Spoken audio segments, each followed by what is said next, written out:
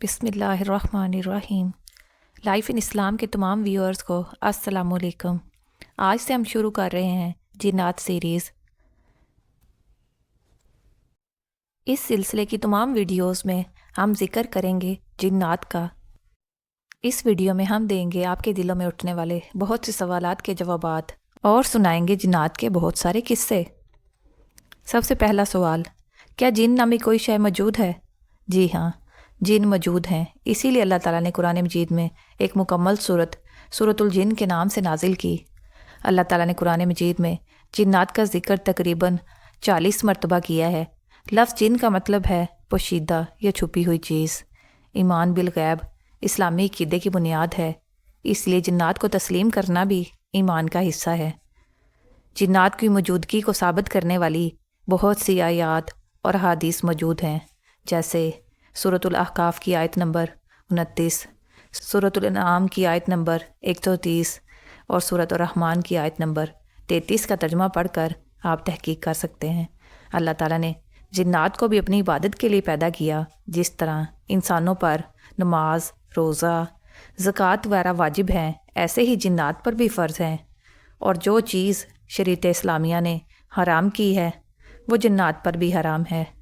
जिस तरह इंसानों में मुसलमान, यहूदी, ईसाई और बेदीन होते हैं, ऐसे ही जिन्नात में भी होते हैं। इस बात की तस्दीक सूरतुल जिन की आयत नंबर 11 में की गई है।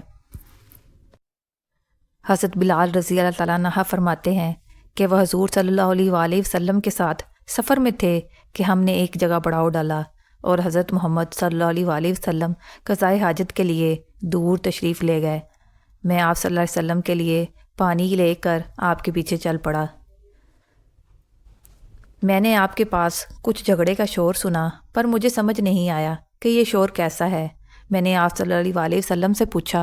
आपने फरमाया कि मुस्लिम और मुशरिक जिन्नात मकानात के बारे में झगड़ा कर रहे थे। बस मैंने मुस्लिम जिन्नात को बस्तियों में और पहाड़ों की चोटियों में रहने के लिए कह दिया और मुशरिक जिन्नात को पहाड़ों की वादियों में और जजीरों में रहने का कह दिया।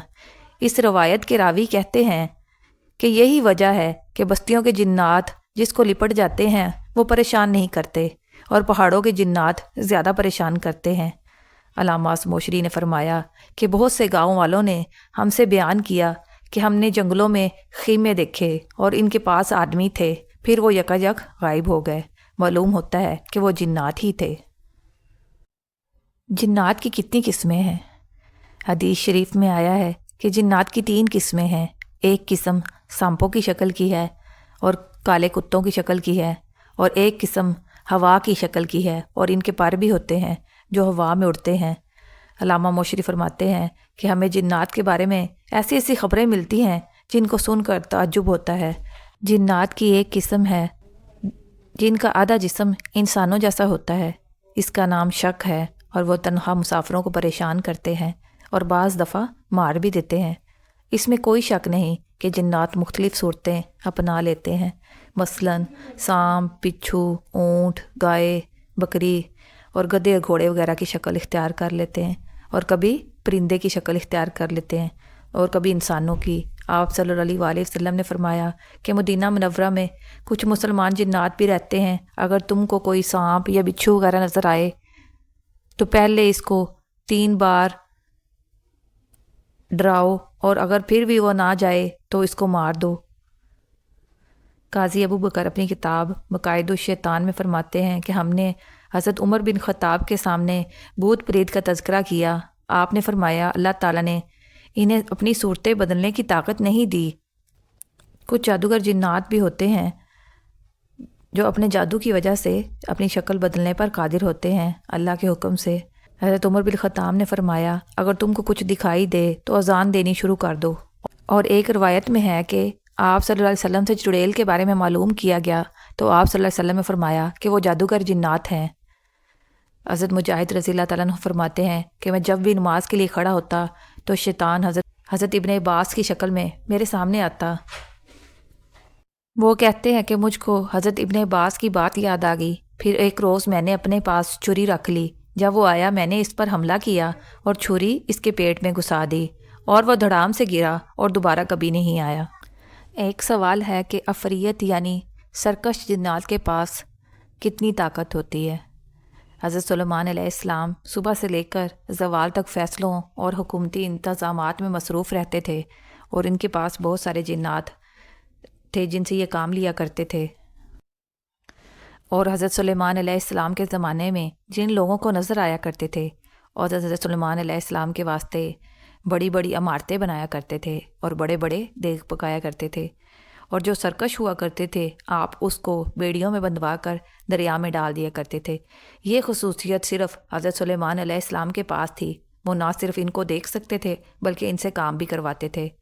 حضرت ابن عباس رضی اللہ تعالیٰ عنہ نے فرمایا کہ کتے بھی جنات میں سے ہوتے ہیں، مگر وہ کمزور قسم کے جنات ہیں، اور اگر کھانا کھاتے وقت کسی کے پاس کتا آ جائے تو یا تو اس کو بھی کھانا دے دے یا پھر کھانا مؤخر کر دے۔ آپ نے فرمایا کالا کتا اور کالی بلی بھی شیطان ہوتی ہے۔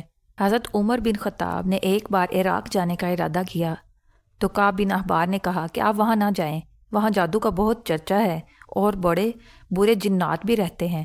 ابن جابر کہتے ہیں کہ مسلمانوں کے مکانات کی چھتوں پر مسلم جنات رہتے ہیں اور صبح و شام ان کے ساتھ کھانے میں شریک رہتے ہیں اور بڑے شیاطین سے ان کی حفاظت کرتے ہیں۔ آپ نے فرمایا کہ باتھ روم میں بھی جنات رہتے ہیں، اسی لیے دعا پڑھنے کا حکم دیا گیا ہے۔ اس دعا کو پڑھنے والا جنات کو نظر نہیں آتا اور ایک پردہ ان کے درمیان حائل ہو جاتا ہے۔ اللہ تعالیٰ نے جنات کو کس چیز سے پیدا کیا ہے؟ اللہ تعالیٰ نے جنات کو آگ کے شعلے سے پیدا کیا ہے۔ شعلہ وہ چنگاری ہوتی ہے جو اوپر کی طرف اٹھتی ہے۔ سورہ حجر کی آیت نمبر 27 میں اللہ تعالیٰ فرماتے ہیں کہ جنوں کو نار سموم سے پیدا کیا گیا ہے۔ سموم ایسی گرم ہوا کو کہتے ہیں جو باعث قتل ہو، یا یوں کہہ لیں کہ جلا دینے جتنی گرم ہو۔ اگر آپ کو جنات کے ٹاپک سے دلچسپی ہے تو میری ویڈیو کو لائک کر دیں اور میرے چینل کو سبسکرائب کریں تاکہ اس ٹاپک سے ریلیٹڈ آنے والی تمام ویڈیوز آپ تک پر وقت اور بآسانی پہنچتی رہیں۔ اللہ تعالیٰ آپ سب پر اپنی رحمت بنائے رکھے۔